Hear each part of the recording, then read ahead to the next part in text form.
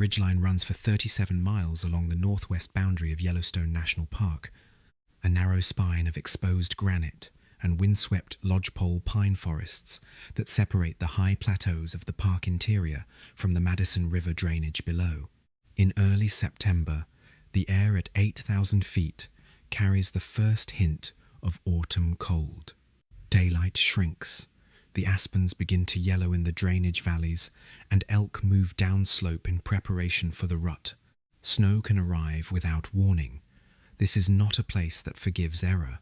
David Gonzalez was 41 years old in September 1996.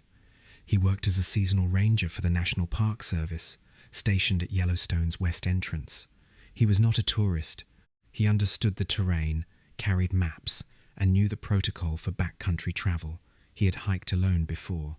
On the morning of September 6th, he informed colleagues he would be hiking a route along the ridgeline near Specimen Creek, a remote watershed in the park's northwest corner, intending to return by nightfall. He carried a day pack, water, a light jacket, some food, no tent, no sleeping bag. The forecast was clear. He signed no register. He left his vehicle at a trailhead and walked into the forest. He did not return that evening. Specimen Creek drains a vast bowl of wilderness bounded by high ridges and dense timber. The trails are faint, maintained irregularly, and used primarily by elk and occasional backpackers. There are no roads. The nearest paved highway lies more than 15 miles away. Cell phone coverage does not exist. The terrain is a labyrinth of parallel drainages, all of them visually identical. If you lose the trail, you lose reference. If you descend into the wrong drainage, you may walk for days without intersecting another human route. Search operations began on September 7th when Gonzalez failed to report for his shift. Park rangers retraced the route he had mentioned, but found no sign of him along the main trail. Helicopters were deployed. Ground teams swept the ridgeline and the upper tributaries of Specimen Creek. The search expanded over the following days to cover more than 60 square miles of roadless wilderness. Weather deteriorated. Rain moved in on the 9th, followed by snow on the 10th. Temperatures dropped below freezing at night. The assumption among searchers shifted gradually from rescue to recovery. What is known about Gonzalez's experience comes from his own account, given after the fact, and from the physical evidence recovered along his route. He became disoriented on the first day. Accounts differ on whether he missed a turn or mistook one ridge for another. He recognized his error by late afternoon, but chose to continue rather than retrace his steps in fading light. This decision, common among lost hikers, is often the point of no return. He descended into a drainage he believed would lead back to the trailhead. It did not.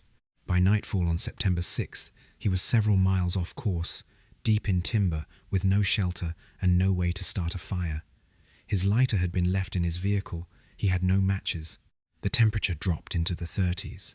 He spent the first night moving to stay warm, walking in circles, waiting for dawn. On the second day, he attempted to navigate by following the drainage downhill, reasoning that all water eventually leads to roads or settlements. This logic is sound in theory. In practice, drainages in Yellowstone often end in impassable canyons, waterfalls, or swamps choked with deadfall. He made slow progress. The forest was dense, fallen logs blocked his path. He crossed and recrossed the creek, soaking his boots. His food was gone by the end of the second day. Survival at this stage becomes a matter of metabolic math. An average adult male burns roughly 2,000 calories per day at rest. Hiking in rough terrain, in cold conditions, can double or triple that expenditure. Without intake, the body begins to consume itself. Fat reserves deplete first, then muscle. Cognitive function declines. Decision-making becomes impaired. Gonzalez understood this. He rationed his water. He moved slowly to conserve energy. He did not panic. The third and fourth days are poorly documented. He continued downstream. The drainage narrowed.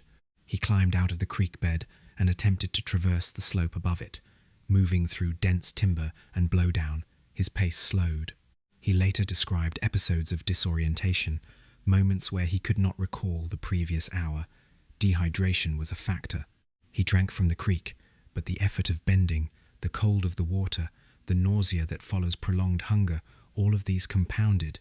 On the 5th day, he came upon a meadow, open ground. He rested. He could see ridgelines in multiple directions, but none matched his memory of the map. He had no way to signal, no mirror, no whistle, no bright clothing.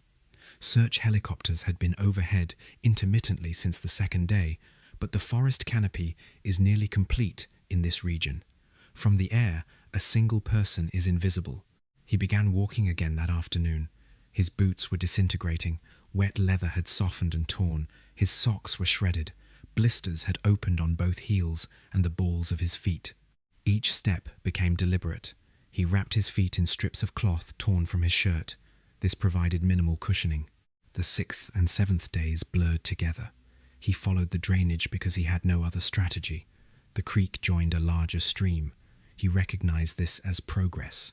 Larger water meant lower elevation, which meant, eventually, human presence. But the distance was unknowable. He might be 5 miles from a road. He might be 20. There was no way to know. He stopped trying to count days. Time lost structure.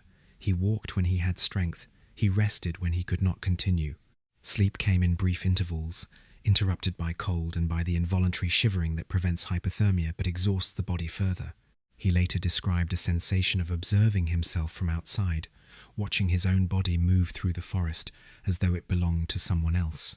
On what he believed was the 8th day, he found a trail. It was faint, overgrown, possibly an old game trail or an abandoned footpath, but it was a line through the forest. He followed it. The trail climbed out of the drainage, up a steep slope, then traversed a ridgeline. He recognized nothing, but the trail gave him direction, and direction, at this stage, mattered more than certainty. The search effort had not been called off, but resources were being scaled back. The probability of survival after a week in freezing temperatures, without food or shelter, is statistically low. Rangers continued ground sweeps in widening circles. Helicopters made occasional passes. Family members issued public appeals. The assumption among coordinators was that Gonzalez had either succumbed to exposure or had sustained an injury that prevented movement. On the 9th day, Gonzalez crested a ridge and saw far below a dirt road. He could not determine if it was inside or outside the park boundary. He descended toward it. The descent took hours. His legs were weak. He fell repeatedly. At one point he slid down a scree slope and could not stop himself, coming to rest at the bottom with torn skin on his palms and forearms. He reached the road near dusk. It was a Forest Service access road, narrow and rutted, used primarily by maintenance vehicles. No traffic. He sat down. He did not know which direction to walk. He chose left, arbitrarily, and began moving along the road. He walked through the night. At some point near dawn on the 10th day, he saw headlights. A ranger patrol vehicle, part of the search operation, was making a sweep along the perimeter roads. Gonzalez stepped into the road. The vehicle stopped. He was evacuated by helicopter to a hospital in Bozeman, Montana.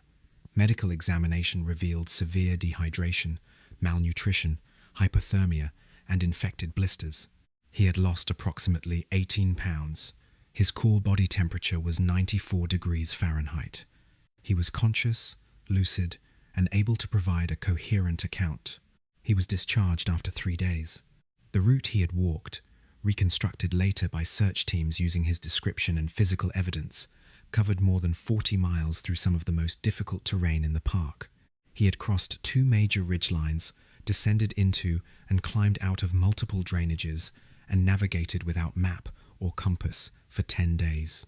His survival was attributed to prior experience, physical fitness, and an absence of panic. He did not attempt to signal searchers because he rarely saw or heard them. He did not build shelters because he had no tools and feared stopping. He simply walked. Search and rescue personnel later noted that Gonzalez had done almost everything correctly after the initial error. He stayed in motion. He followed water downhill. He rationed effort. He did not take unnecessary risks. His survival was not miraculous. It was methodical. The incident prompted internal review within the National Park Service, regarding protocols for solo employee hikes in remote areas. No formal policy changes were implemented, but informal recommendations were circulated, emphasizing the importance of precise route plans, communication schedules, and emergency signaling equipment, even for experienced personnel on day hikes. Gonzalez returned to work the following season. He continued to hike, though he later stated in interviews that he carried a personal locator beacon and a lighter on every trip, regardless of duration. He described the experience in restrained terms. He did not frame it as a test of will or a confrontation with nature. He described it as a series of small decisions, made one after another, each one slightly better than the alternative. The ridgeline where he became lost remains remote. The trails are still faint. The forest has not changed. Elk still move through the meadows in September. Snow still arrives without warning. The 10 days Gonzalez spent walking across that landscape are now part of the documented record of human endurance in wilderness, not because they were extraordinary, but because they were ordinary. A man became lost. He walked, he survived. The details are clinical. The outcome was uncertain until the moment it resolved. This is what survival looks like when stripped of narrative. It is not triumph, it is continuation. The body moves, the mind adjusts, time passes, and if fortune permits, the person emerges.